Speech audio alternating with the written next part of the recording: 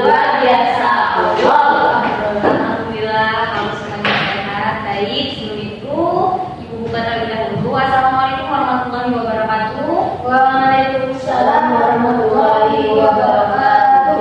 Ya, ini keberkahan pelajaran kita pada hari ini. Silahkan Ibu untuk pimpin doa terlebih dahulu. Baik Ibu. Baiklah Mas, sebelum memulai pelajaran pada pagi hari ini, kita berdoa menurut agama yang dipercaya masing-masing. Berdoa mulai.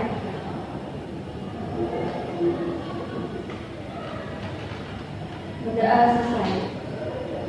Amin. Alhamdulillah kita sudah berdoa. Sebelum masuk ke sesi selanjutnya, Ibu akan cek kehadiran terlebih dahulu. Husnul Khotimah. Ya, Puspitaninu. Oke, jadi kita hari ini hadir semua ya. Alhamdulillah teman-teman masih dalam keadaan sehat semua. Jadi kita pembelajarannya bisa kondusif ya, insyaallah. Ada yang masih ingat minggu lalu kita bahas tentang materi apa? Lupa Bu. Husnul ingat? Tentang puisi Ibu. Iya, minggu lalu tentang puisi.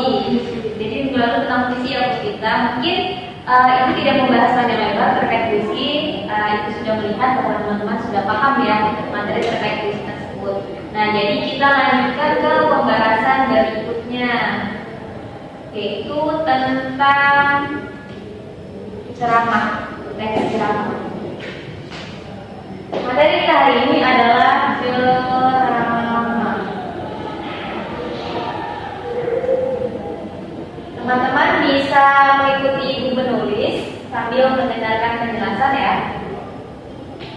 Jadi, ceramah ini pengertiannya adalah pembicaraan di depan umum. Pembicaraan di depan umum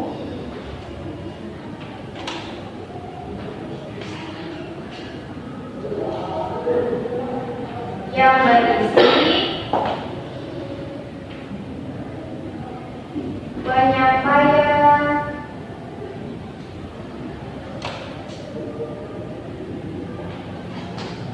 suatu informasi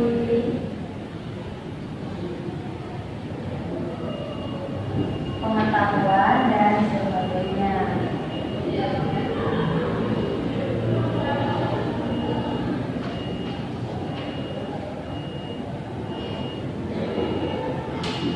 Nah, jadi pengertian ceramah ini kenapa bisik-bisik? Terus Bu, Oh ya, dijamin ya. Jadi pengertian ceramah itu adalah pembicaraan di depan umum.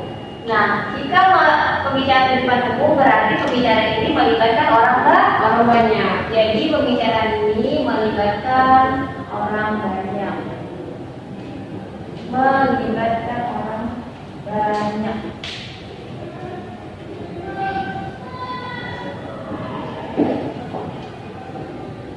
Oke, bisa dipahami ya? bisa Ibu. Oke, bisa dipahami. Selanjutnya, ceramah ini bisa kita saksikan, kita dengarkan melalui berbagai media atau sarana komunikasi. Ada yang bisa menyampaikan kira-kira apa? Kita bisa melihat ceramah di mana? Di panggung. Di panggung, terus secara langsung di panggung, terus kemudian melalui media Di televisi. di televisi, kemudian Radio. di radio, kemudian ada lagi Di YouTube. di YouTube melalui handphone ya. Oke, dan lain-lain seperti ya. Masih banyak lagi media-media karena pada saat ini di era teknologi media-media semakin besar sehingga orang-orang bisa mudah mengakses yang namanya ceramah. Oke. Nah, selain ceramah ada yang disebut pidato atau khotbah. Menurut teman-teman di sini pidato, khotbah dan ceramah sama atau beda? Beda. Oke, untuk lebih jelasnya dijelaskan ya perbedaannya. Nah, kemudian selain ceramah itu ada pidato.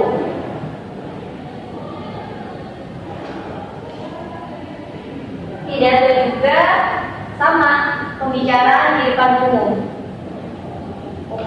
di depan umum, tapi sifatnya persuasif. Ada yang tahu arti persuasif?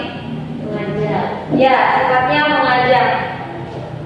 Jadi sifatnya mengajak di sini itu dorongan, ajakan,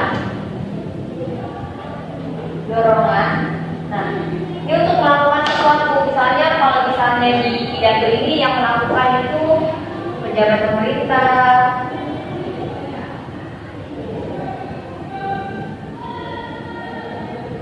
dan sebagainya.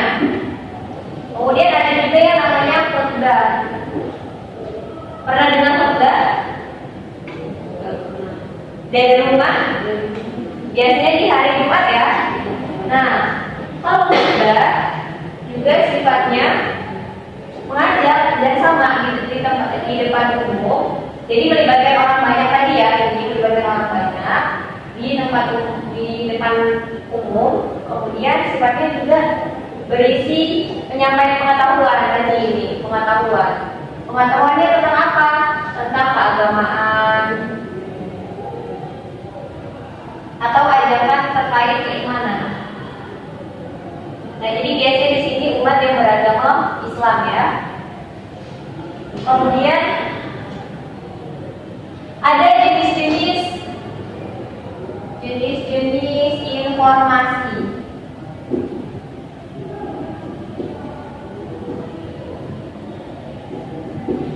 Tadi disampaikan di sini yang berisi penyampaian suatu informasi. Nah, penyampaian suatu informasi itu ternyata banyak kadarnya. Ada yang sudah tahu? Belum. Jadi di sini ada 5. Ada 5. Yang pertama itu berdasarkan fungsi. Kemudian yang kedua itu berdasarkan format penyajian. Kemudian yang ketiga itu berdasarkan lokasi peristiwa.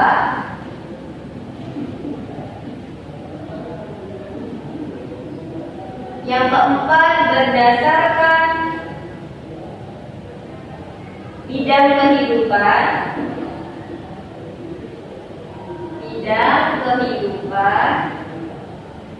Dan yang kelima itu berdasarkan bidang kepentingan.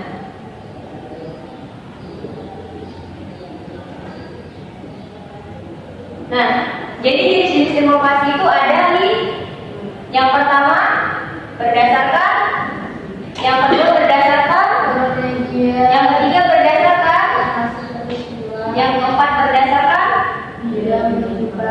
dan yang kelima berdasarkan bidang kepentingan. Jadi ibu akan coba jelaskan ini. Nah, yang masuk ke dalam bidang fungsi itu seperti kita memberikan informasi atau pengetahuan yang edukatif. Jadi jenis-jenis informasi itu dibagi menjadi 5. Ada bergantung pada misalnya bidang kehidupan. Bidang kehidupannya itu misal pendidikan atau olahraga dan sebagainya. Kemudian ada di bidang kepentingan. Bidang kepentingan ini misalnya misal tentang kepentingan kebijakan pemerintah atau kepentingan umum. Yang kemudian lokasi peristiwanya ini bisa di sekolah, kemudian bisa di pemerintah daerah, nasional, atau bahkan di pengajian seperti ceramah. Nah, jadi dari keseluruhan ini dapat kita simpulkan bahwasanya ceramah, pidato, dan khutbah ini adalah 3 bentuk yang berbeda. Jika ceramah ini dia menyampaikan suatu informasi, pengetahuan, dan sebagainya di depan halayak umum yang melibatkan orang banyak yang dilakukan oleh orang yang ahli di bidangnya. Jadi televisi, radio, handphone, dan lain-lain ini sebagai medianya. Kemudian jika pidato ini perbedaannya ada di bagian sifatnya, yaitu persuasif, ajakan atau dorongan. Misalnya pejabat pemerintah berpidato mengajak untuk masyarakatnya tertib lalu lintas atau menjaga kebersihan lingkungan. Kemudian dalam khutbah ini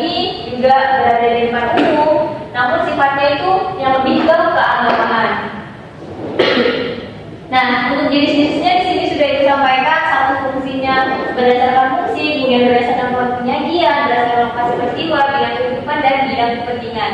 Dari yang sudah Ibu paparkan di sini, apakah ada yang ingin ditanyakan? Ini bertanya Ibu. Ya. Jadi pidato dan khutbah itu termasuk dalam jenis ceramah ya Ibu? Ya, termasuk ke dalam jenis ceramah, namun berbeda ya sifatnya. Sifatnya kalau misalnya pidato yang tadi persuasif, kemudian dia bersifatnya ajaran dan dorongan, kemudian yang khotbah ini lebih pada sifat keagamaan atau mengajak pada kedekatan kita kepada Sang Pencipta. Ada lagi yang ditanyakan? Cukup, Musnul, ada lagi? Ya mungkin itu saja yang Ibu dapat Ibu sampaikan. Halaman di sini sudah dicatat tadi? Oke, baik. Jadi kalian tadi mendengarkan sambil mencatat ya. Ya, cerdas saat ini. Terima kasih atas waktu kalian sudah setia dengan pembelajaran hari ini. Semoga apa yang kita lakukan hari ini mendapat keberkahan, mendapatkan pahala, dan teman-teman memahami apa yang disampaikan. Ini adalah pembelajaran kita bersama. Kurang lebihnya dari penyampaian Ibu mohon maaf. Di rumah jangan lupa dibaca ulang, karena minggu depan kita akan mengadakan tes harian ya. Ya, demikian dari Ibu akhiri. Wassalamualaikum warahmatullahi wabarakatuh. Waalaikumsalam warahmatullahi wabarakatuh. Ibu pamit ya. Ya Ibu, terima kasih. Sama-sama.